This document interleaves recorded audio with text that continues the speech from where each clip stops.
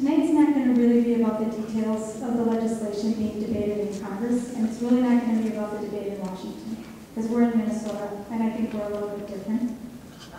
I think tonight needs to be about recalling before us again the reasons why this debate is important. It's important to our individual health, and it's important to the health of our nation.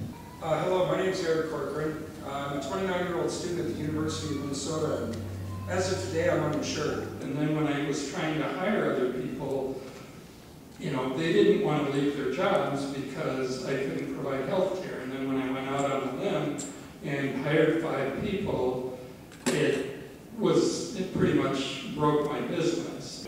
Americans think that we have the best healthcare system in the world, and nothing could be further from the truth. Our healthcare system, and some people would even argue that it's not a system, costs too much.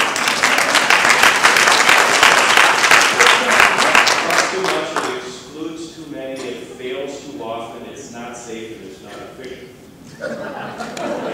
50% of the bankruptcies in this country are due to medical costs. It's now 62%. 62%. Here's another figure I heard, and correct me if this is low.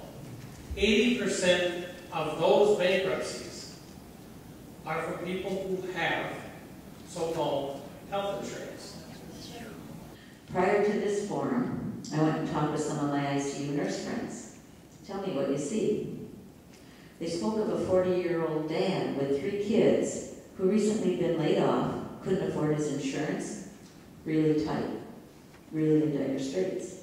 So he had to make some fiscal choices, and he quit taking his costly blood pressure medicine, stopped going to the doctor, couldn't afford co-pays or his medicine. He ended up in the ICU with renal failure, now on dialysis. And so as we spoke about this gentleman and what would happen to him when he was discharged, we wondered, how's he going to continue dialysis? How's he going to afford this? What does this mean for his family and his young kids? Does it mean ruin? Homelessness?